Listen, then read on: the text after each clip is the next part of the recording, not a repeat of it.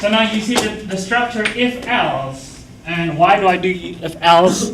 Well, remember the story is depending on how much money I have, and somebody may ask me more than I have, right? So if the amount requested to you is too big for you because you don't have enough money to give, then I need to make two different actions, okay?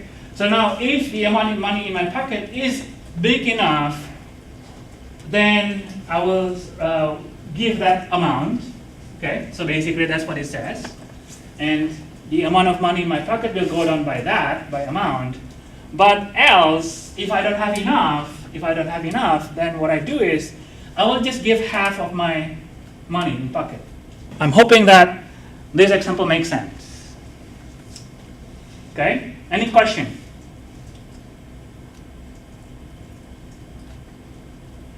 So now let's add more. Let's add more. So now let's say, I know that you use your phone a lot. Okay?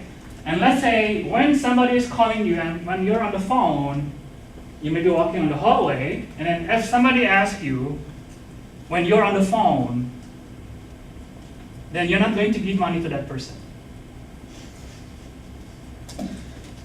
Okay? Because you're on the phone. I cannot give you money. Okay? So, how do we do that? How do we change my give some money? How do I change the logic of give some money? Okay? To make this story clearer, let me add a method. Okay? Make phone call to another person.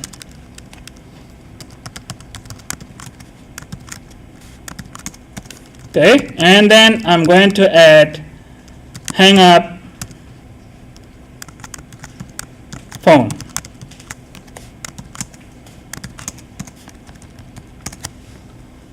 Okay, so I'm adding these two methods. So then, now I can write in my main. So now here,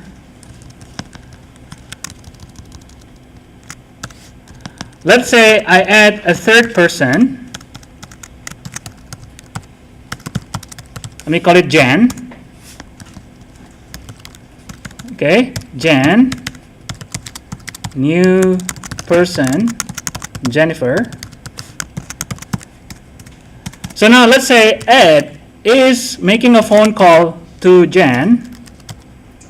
Okay, and then in the middle of his conversation, I'm going to ask him, hey Ed, give me some money. Just $1. After that, we will tell Ed to hang up the phone.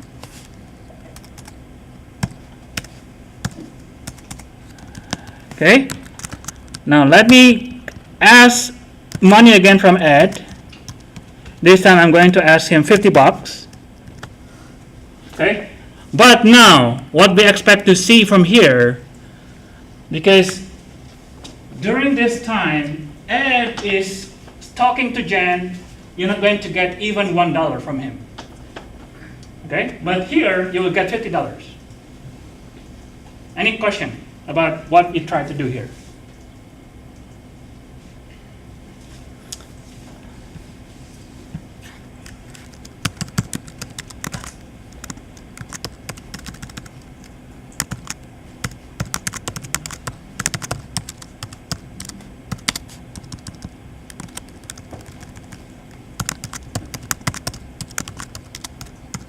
So now, how do we change the logic of give me some money? What do we need to do here?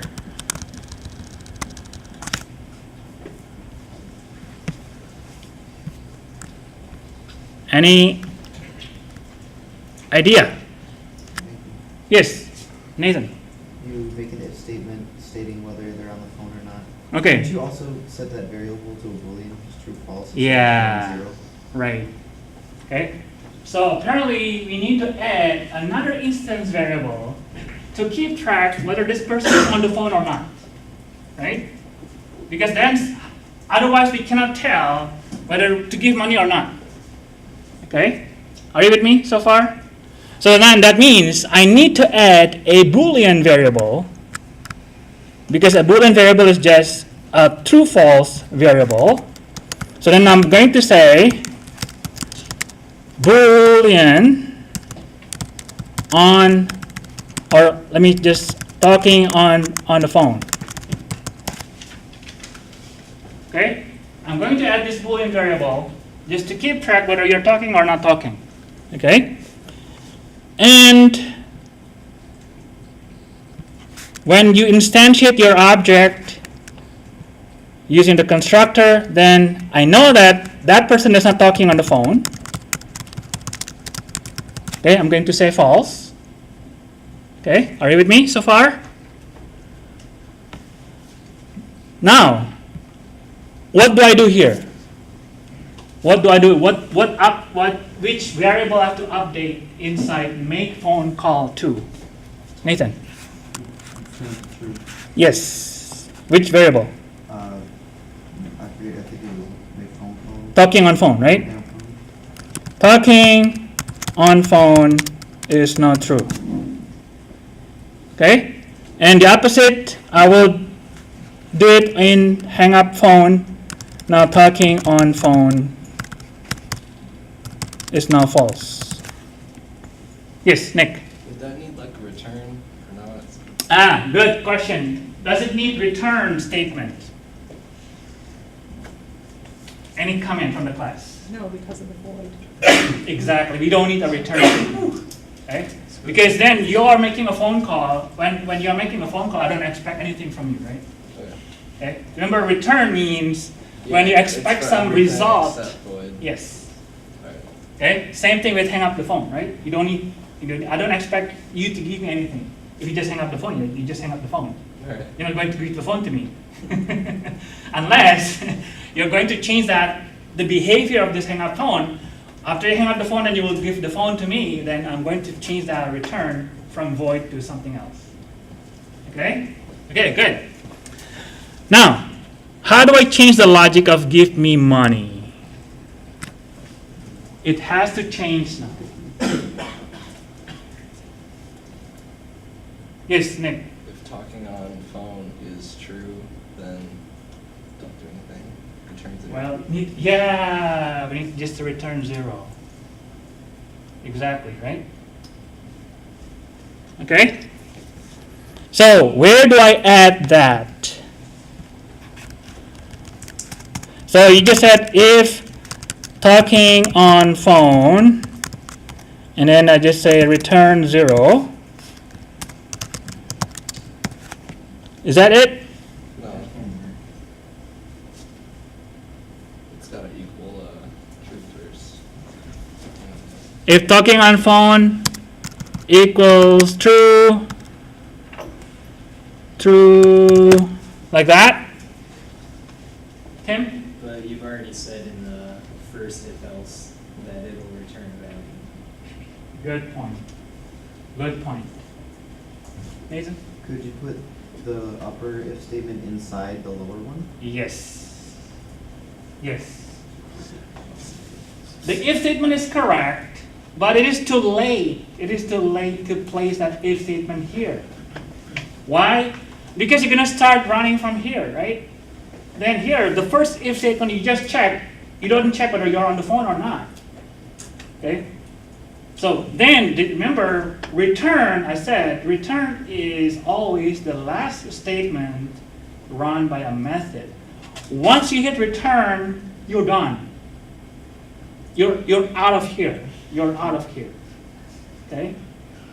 So then, placing that if statement here is too late. I want to move that at the top. Question about that?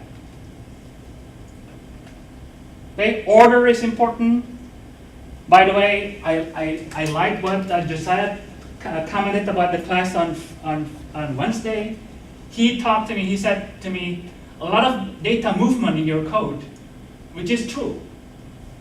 Okay? So you see like how you get input from here, you compare, and then you subtract input, and then you return. A lot of data movement in your code. That's always true. Okay? And your job as a programmer is to control how these data move around your code. Okay? That's how you write the statements. That's how you write the order, the logic. So this is too late if I put talking on the phone here. So what I want to do is I want to put it at the top. Okay? I need to put at the top. I want to put that at the top. Okay? But now, do I need an else? Yes, I do need an else. Right? And my else would be basically everything that I had before. Okay? So let me do the auto layout. That's a nice thing of BlueJ. So now you see the logic is now different. If I'm on the phone, I don't care to check how much I have, just return 0. I'm not going to give you any money. But if I'm not on the phone, else implies that the opposite of that condition, right? So else, I'm not on the phone here. Okay? So let me put some comment. I am not on the phone. Okay? So any action that you do inside that else is on the condition that you are not on the phone. Then here, I know I can check. Do I have enough money? Yes, I do have enough money, then I will give enough. I will give whatever you ask me. Otherwise, if I don't have enough money, then I'm going to give only half of what I have. Tim? Could you just close off the first else and then run the if, a separate if else after that one? So you want to close off the outer if by placing a curly bracket in there? Yep. And then just having an independent. But then I need to remove that curly bracket. Okay? But then what do you have in your else? Nothing? Comment from the class. Seems like you could probably remove it altogether, actually, the else that we just added. Because if it doesn't make it through the first if statement, it's going to exit out of that method automatically. So we don't even have to worry about, like, you know, trying to pick it up in a drip pan else on the other side. Mm-hmm. Okay? For this particular example, it works by rewriting your code this way. Okay? The reason is because we do have a return, right? But remember what I mentioned in here, I want to re-emphasize that whenever you have an if-else, remember whatever following the if-else will run. Whatever following the if-else will run, right? So here, whatever you have after the if-else will run. Most of the time. But not for this particular case, not for this particular example. Why? Because when you are on the phone, you will immediately return. Remember, return means I'm done. Returns mean that's it, out of here. Okay? So for this particular example, this logic works. But if you don't have a return there, if you're doing some other arithmetic calculation in there, okay?